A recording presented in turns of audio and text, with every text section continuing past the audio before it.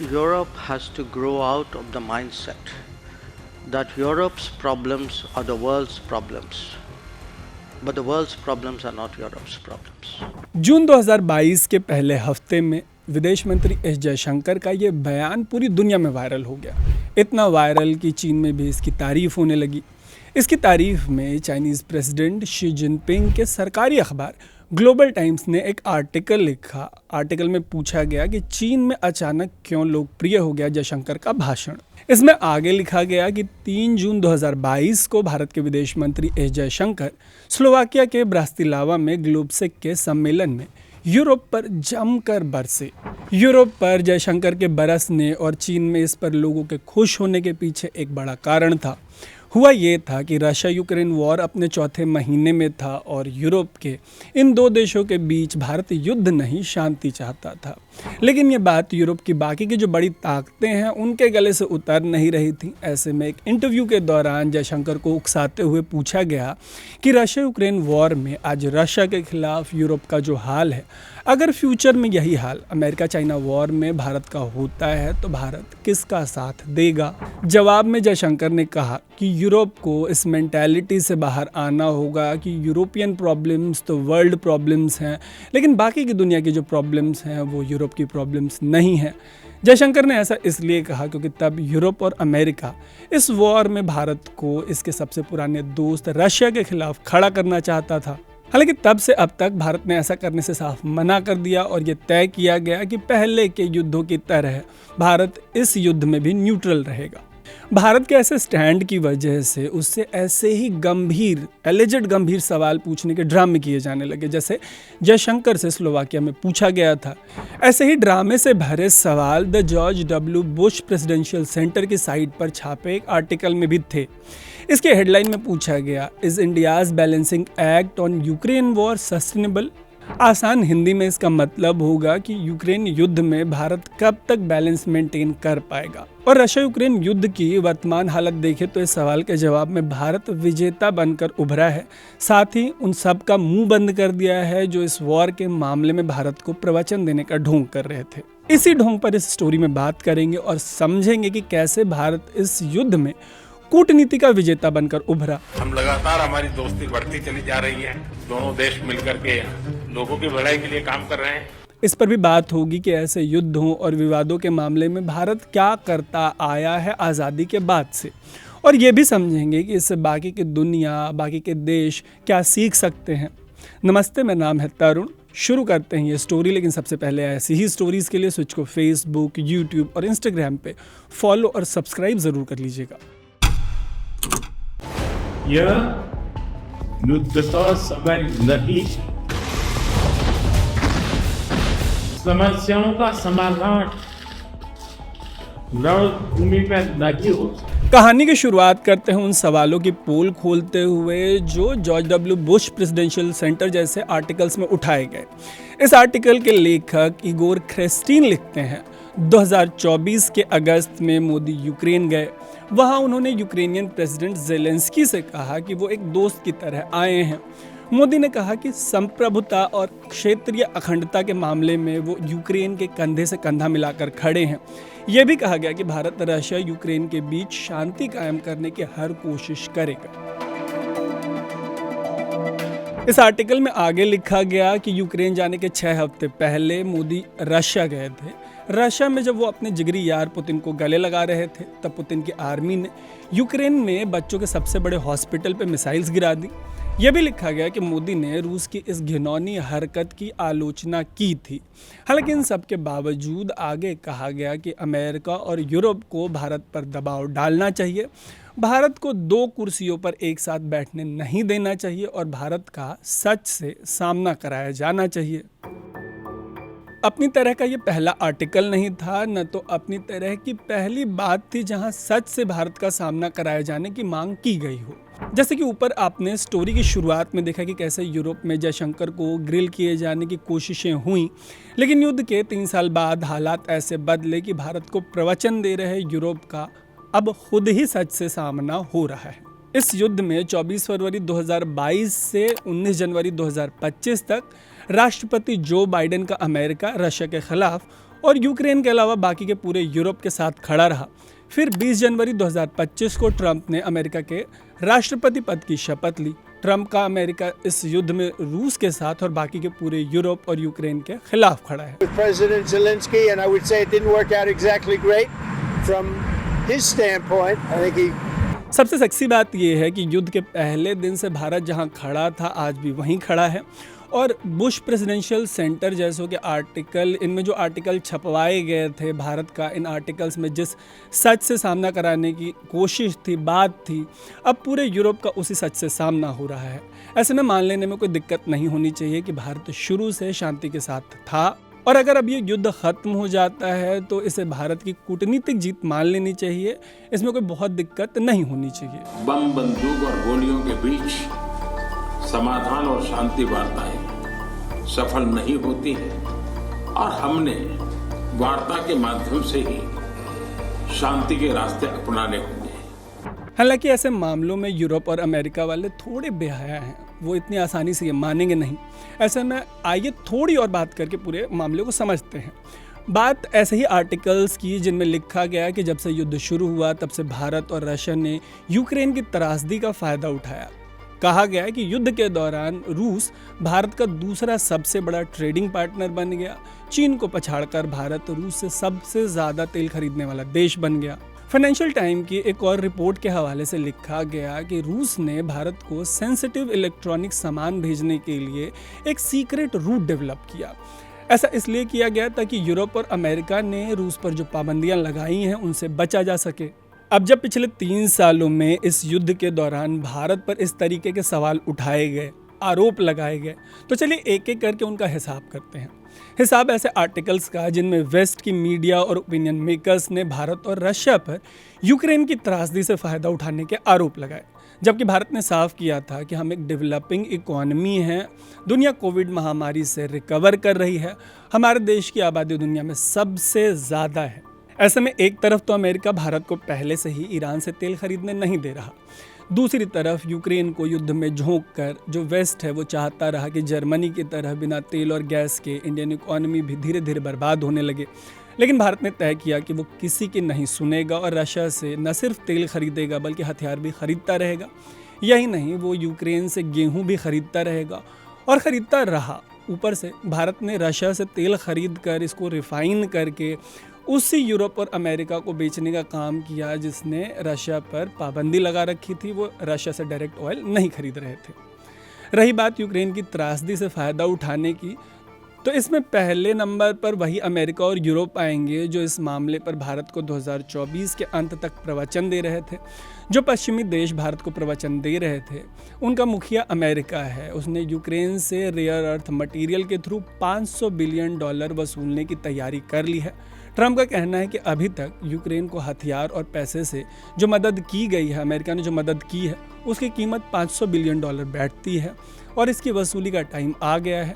यही नहीं, भारत के ऊपर जिस रूस के साथ व्यापार नहीं करने का दबाव बनाया गया, ट्रंप का अमेरिका अब उसी के साथ व्यापार करने की बात शुरू कर चुका है। वैसे भी भारत के मिलिट्री हार्डवेयर का आधे से ज़्यादा जो हिस्सा है वो रशिया का है। रशिया अभी भी इंडिया का नंबर 1 डिफेंस एक्सपोर्टर है। ठीक है कि भारत ने इजराइल, फ्रांस और अमेरिका समेत कई और देशों से हथियार खरीदना शुरू कर दिया है, लेकिन रूस के साथ भारत का रिश्ता आज़ादी के बाद का सबसे पुराना रिश्ता है और काफ़ी मजबूत रिश्ता रहा है। दोनों देशों के रिश्ते कितने मजबूत हैं, इस बात को खुद former US president Joe Biden ने स्वीकार किया था एक स्टेटमेंट में। बाइडेन का अमेरिका इससे खफा था कि भारत इस वॉर में उनका साथ नहीं दे रहा। दूसरी तरफ बाइडेन को यह भी मानना पड़ा कि भारत और रूस की दोस्ती 21वीं सदी की सबसे अहम दोस्तियों में से एक है। बाइडेन ने यह भी माना कि अमेरिका को भारत की कीमत समझने में बहुत ज़्यादा देर लग गई और रशिया को तेज़ी से भारत के करीब आने का अमेरिका ने ही एक तरीके से मौका दिया। बावजूद बाइडेन के ऐसे बयानों के अमेरिका और यूरोप की मीडिया में ये कमेंट्री हो रही थी कि रूस की तरह भारत पर भी सैंक्शंस लगाए जाने चाहिए। ऐसे कमेंट्री से दबाव भी बना और अमेरिका ने भारत की कंपनियों को अपनी पाबंदियों का शिकार बनाया। ऐसे आरोप लगाए गए कि भारत ने रूस तक ईरानी हथियार पहुंचाने का भी काम किया। बहुत ग्रेव एलिगेशंस थी। ये सब कहते हुए 2024 के जून में भारत में मौजूद कई रूसी और चाइनीज़ कंपनियों को अमेरिका और यूरोप वालों ने अपनी पाबंदियों का शिकार बनाया। लेकिन इतने से वेस्ट का पेट नहीं भरा। लगातार इसकी मांग उठती रही कि रशिया और इंडिया के बीच तेजी से बढ़े तेल के व्यापार पर भी पाबंदी लगाई जाए। हालांकि पूरे वॉर के दौरान अमेरिका और यूरोप ऐसा कर नहीं पाए। हाँ, अब ये ज़रूर है कि ट्रंप भारत के साथ व्यापार घाटे को बैलेंस करने के लिए जो धौंस जमा रहे हैं, वो ये चाहते हैं कि भारत अब अमेरिका से क्रूड ऑयल खरीद दे, LNG खरीदे। जबकि तरीके से अमेरिका की जगह रूस से तेल खरीदना भारत के लिए फ़ायदे का सौदा रहा है। यही नहीं, चीन जैसे पड़ोसी को काबू में रखने के लिए भारत को रूस की दरकार रही है। ऐसा इस वजह से कि बीते सालों में रूस और चीन तेज़ी से बेहद करीब आए हैं। इंडिया पहले से पाकिस्तान, चाइना और अब तो बांग्लादेश जैसे पड़ोसियों से घिरा हुआ है, और इन दिनों तो श्रीलंका वाले भी गोली चला दे रहे हैं मछुआरों पे। ऐसे में जिस वेस्ट का खुद का कोई भरोसा नहीं, उसके पागलपन में अपने सबसे पुराने दोस्त और सबसे मजबूत दोस्त के खिलाफ जाने का जो प्रेशर था इंडिया पर, उसको इंडिया ने बहुत अच्छे से हैंडल किया, और इसके अंत में अमेरिका और यूरोप लगभग पूरी तरीके से गलत साबित हो रहे हैं। हमारे इतने रिश्ते हैं कि मुझे ऐसा लगा कि आपको कोई अनुवाद नहीं चाहिए। किस हद तक गलत साबित हो रहे हैं उसके लिए आपको एक चुटकुला सुनाता हूँ। वह है कि 24 फरवरी 2025 को यूएन के जनरल असेंबली में रशिया यूक्रेन वॉर को लेकर 2 प्रस्ताव लाए गए। इन दोनों प्रस्तावों पर उस अमेरिका ने रूस के साथ मिलकर वोटिंग की जो पिछले 3 सालों से यूक्रेन को रूस के खिलाफ हथियार और पैसे देता आया। वहीं अमेरिका और यूरोप जिस चीन के खिलाफ भारत को खड़ा करना चाहते रहे हैं, वो भारत और चीन दोनों ही इन प्रस्तावों पर न तो अमेरिका के साथ खड़े हुए न रशिया के साथ खड़े हुए। दोनों ने तय किया कि वो किसी के फेवर और अगेंस्ट में वोट नहीं करेंगे। जोक के बाद एक सवाल है। सवाल ये कि ऐसे अमेरिका और यूरोप का कैसे भरोसा किया जाए जिसका एक प्रेसिडेंट यूक्रेन के साथ मिलकर युद्ध स्टार्ट कराता है और दूसरा कहता है कि यूक्रेन ने ही युद्ध शुरू किया था। यही कहते हुए ट्रंप ने रशिया के साथ मिलकर एक प्रस्ताव लाए जिस पर अमेरिका ने मुहर लगाई। एक सवाल ये कि युद्ध के 2.5 साल बाद तक जो लोग ओपिनियन लिखकर भारत से सवाल उठा रहे थे या जयशंकर से स्लोवाकिया में पूछ रहे थे कि भारत अमेरिका और चीन में से किसका साथ देगा, क्या वो लोग भारत को एक डिफ़िकल्ट सिचुएशन में डालने के लिए आगे आकर माफ़ी मांगेंगे, उनको माफ़ी मांगनी चाहिए? क्या वो यूरोप वाले माफ़ी मांगेंगे जो कह रहे थे कि भारत को नैतिकता दिखानी चाहिए, रूस से तेल नहीं खरीदना चाहिए, अमेरिका और यूरोप का साथ देना चाहिए? क्योंकि अब तो अमेरिका ही यूरोप का साथ नहीं दे रहा और ऐसा लग रहा है कि पुतिन के साथ हाथ मिलाकर ट्रंप यूरोप का ही बैंड बजाने की तैयारी में है। यूरोप वालों से अब ये पूछा जाना चाहिए कि यूक्रेन पर भारत के स्टैंड को लेकर तो उनका मुंह बहुत ज़्यादा खुल रहा था, लेकिन अब जब ट्रंप ग्रीनलैंड और गाज़ा को हड़पने की बात कर रहे हैं तो यूरोप वालों का मुंह क्यों बंद है? ट्रंप जब कनाडा को अमेरिका का 51st स्टेट बनाने की बात कर रहे हैं तो यूरोप कुछ क्यों नहीं बोलता?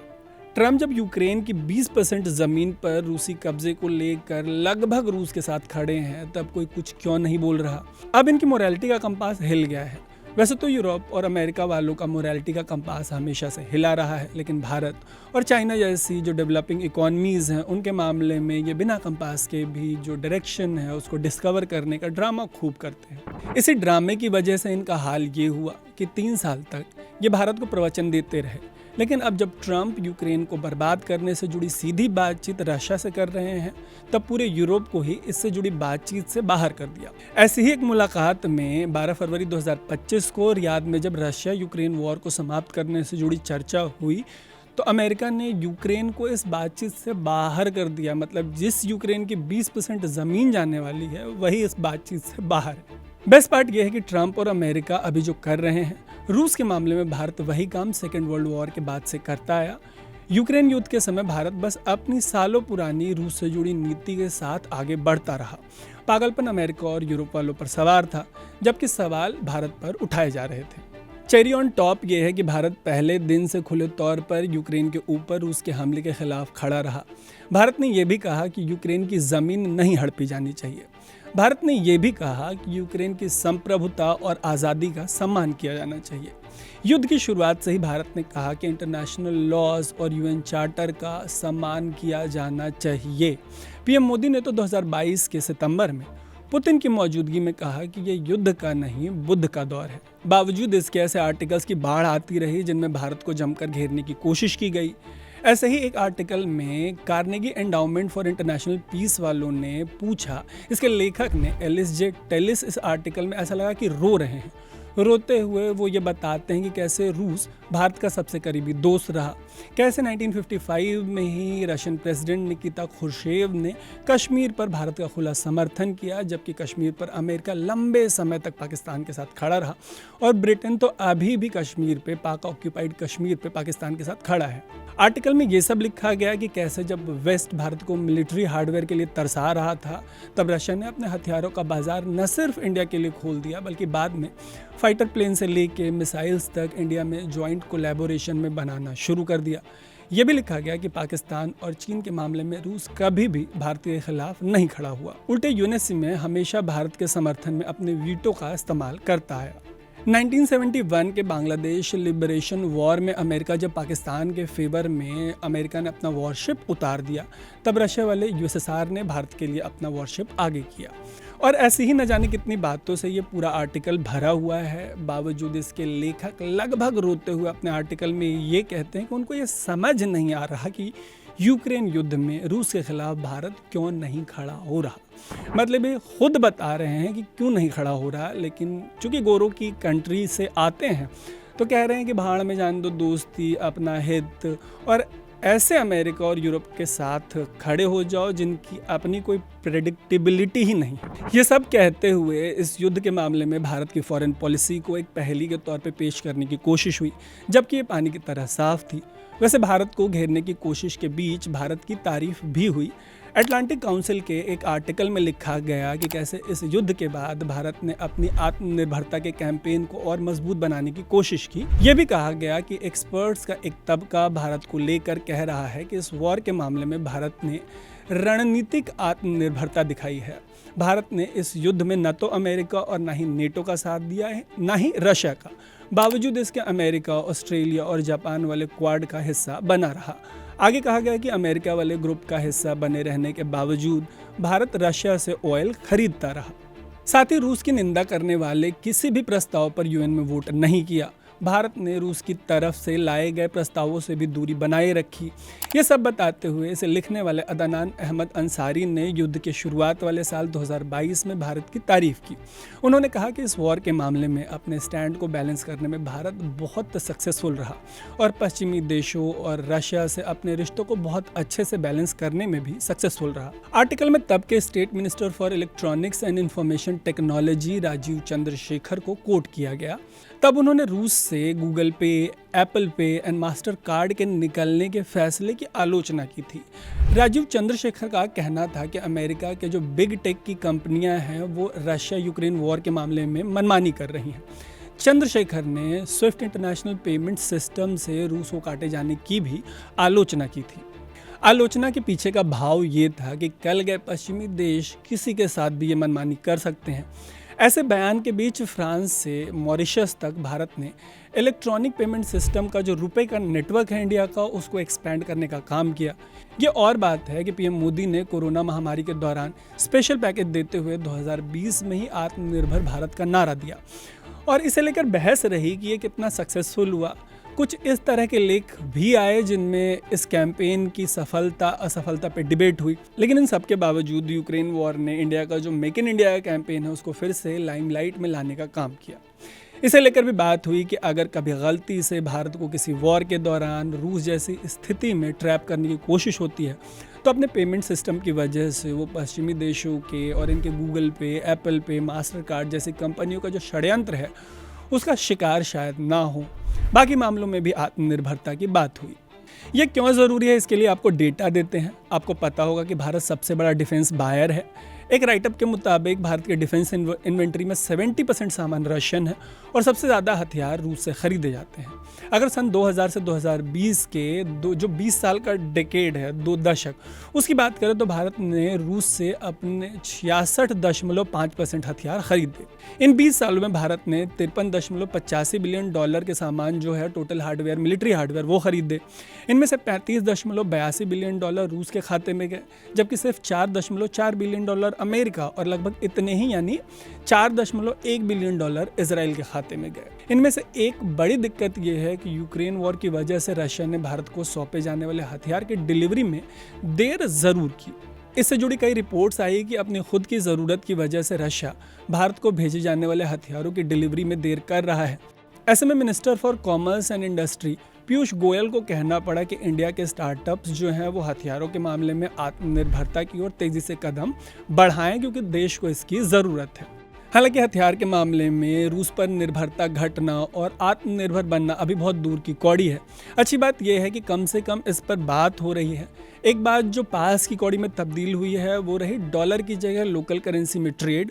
इस वॉर के दौरान भारत अपनी energy security, economic wellbeing and defence interest को ध्यान में रखते हुए हर एक फैसला ले रहा था जो कि कोई भी देश करेगा। और इस वॉर के बीच जब Russian defence minister Sergei Lavrov Bharat आए तो उन्होंने कहा कि रशिया वो हर चीज़ सप्लाई करने के लिए तैयार है जो भारत खरीदना चाहता है।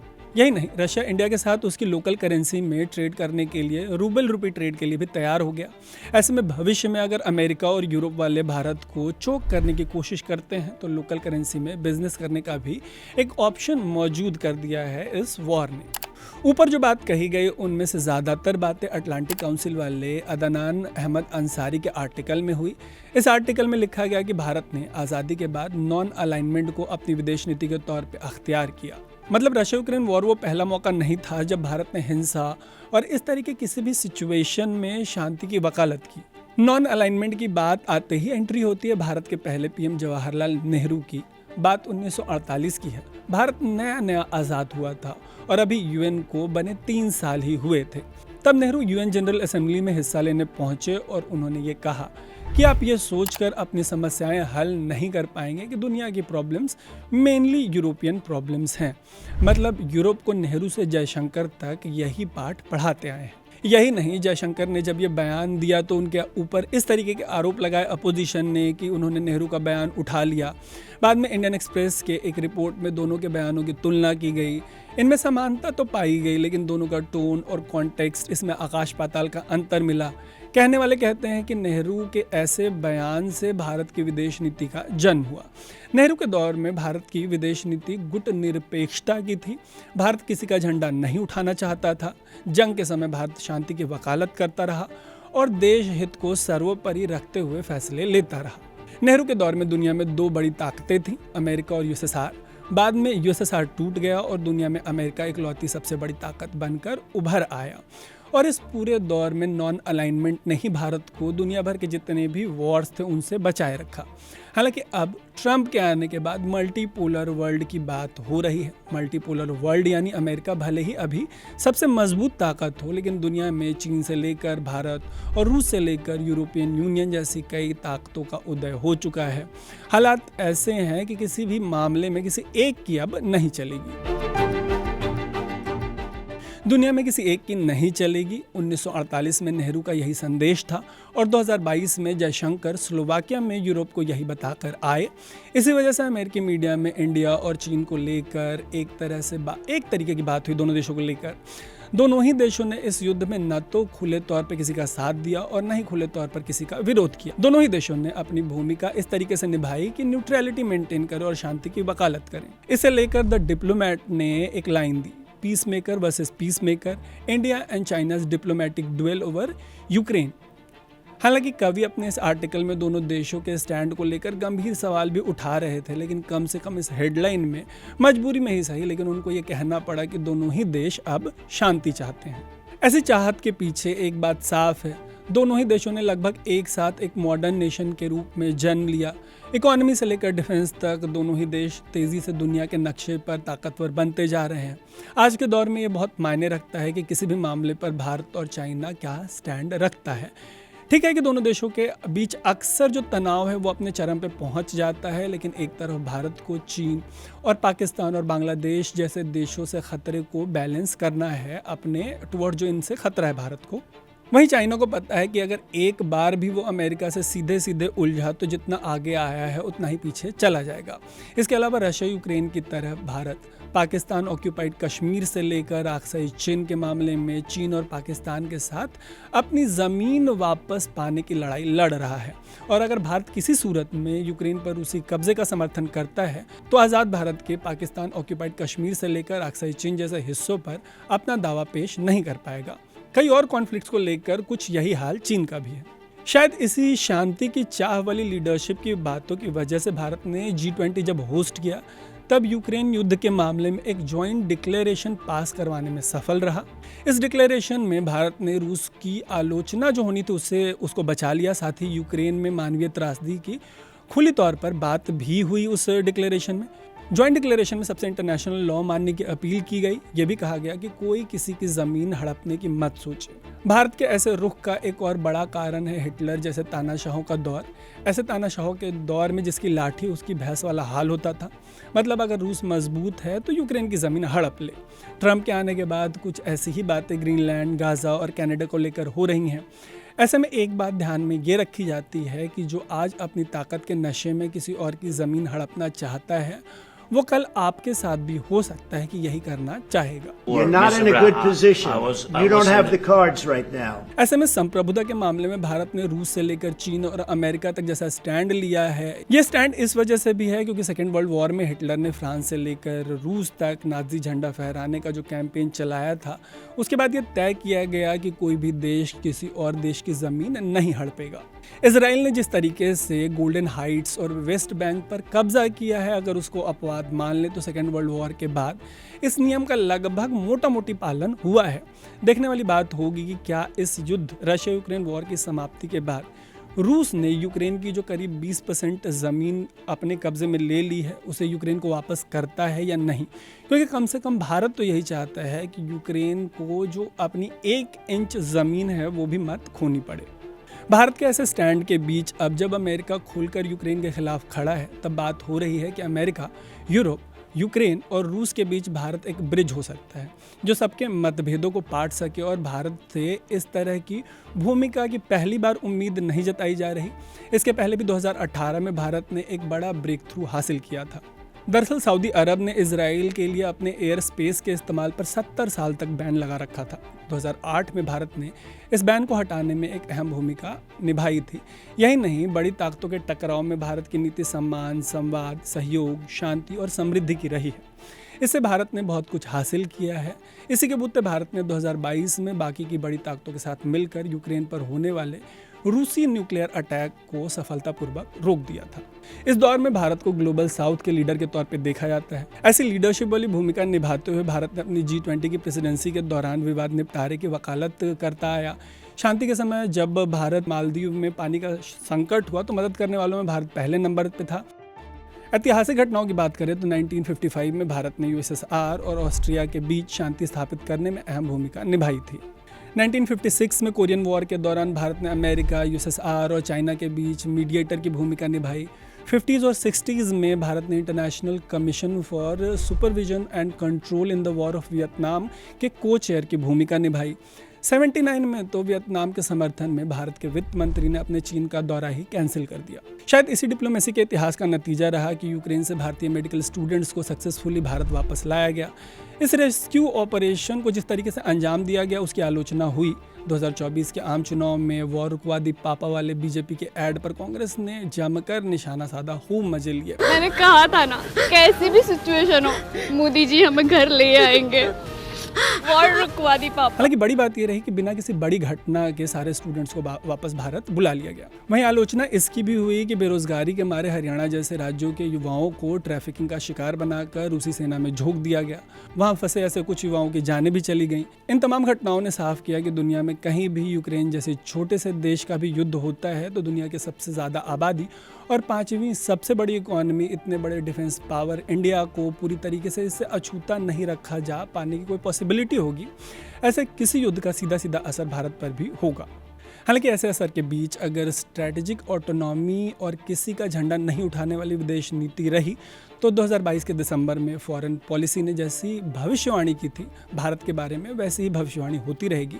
अमेरिका की जानी मानी मैगजीन फॉरेन पॉलिसी ने तब लिखा था, India's maddening Russian policy isn't as bad as Washington thinks. मतलब भारत की रूस नीति से अमेरिका को पागल होने की ज़रूरत नहीं है, ये उतनी भी बुरी नहीं है जितना अमेरिका को लगता है।